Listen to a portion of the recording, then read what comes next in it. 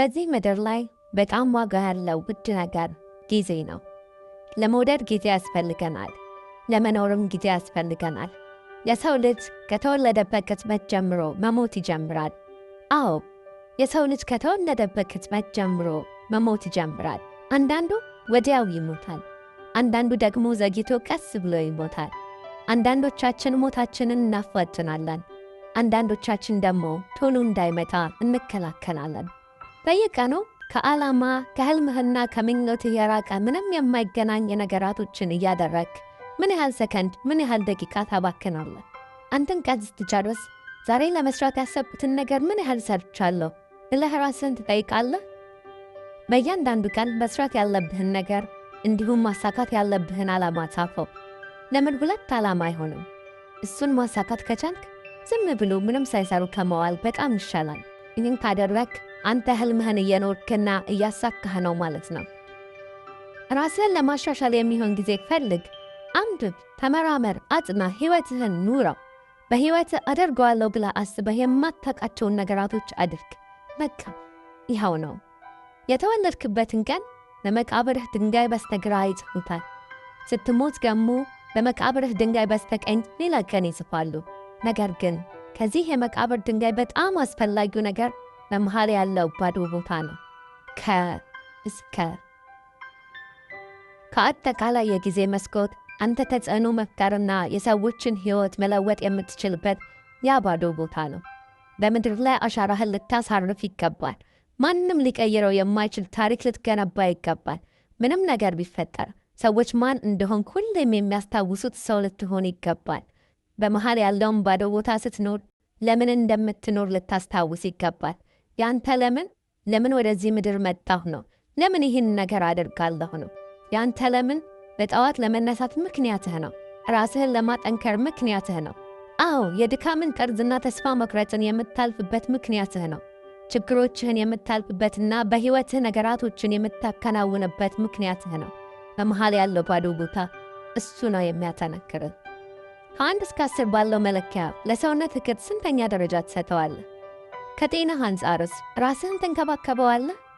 ሰውነትህ ከኪሎ በላይ እንዲጨምርና ቅርጽ አልባ እንዲሆን ፈቅደህለታል?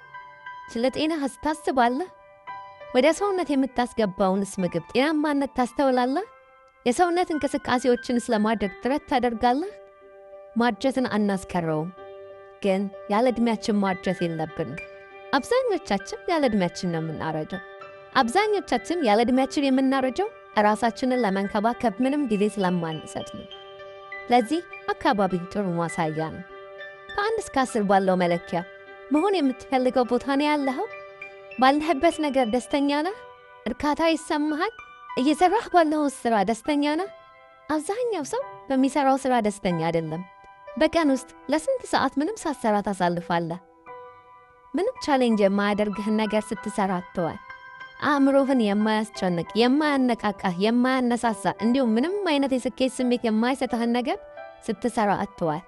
በየቀኑ ይህንን የምታደርግ ከሆነ ስለ ራስህ ያለህ አመለካከት ላይ ተጽዕኖ ይፈጥርብሃል። የመነቃቃት ደረጃህን ይቀንስብሃል። የጾታዊ ግንኙነትህ በህይወትህ ላይ ምን አይነት ተጽዕኖ ነው ያለው?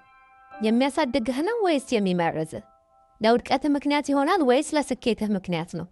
ይህንን ራስህን ጠይቅ። ነገራቶችን ለማድረግ ምን ያህል ንቁ ነህ? ለዚች ምድር ምን አበርክተሃል?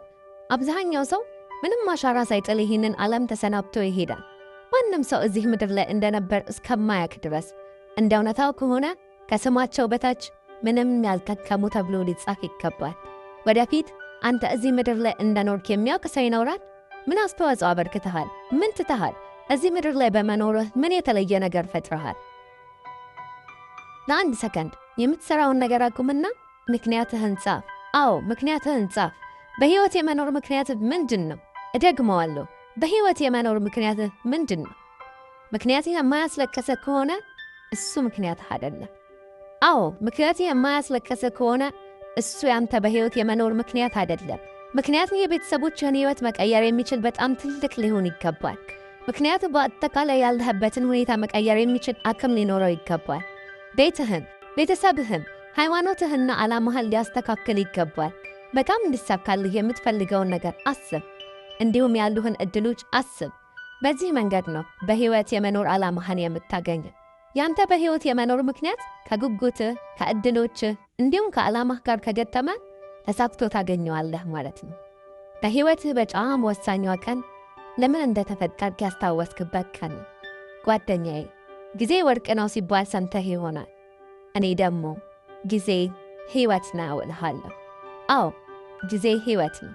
ስለዚህ ሕይወትህን አታባክነው።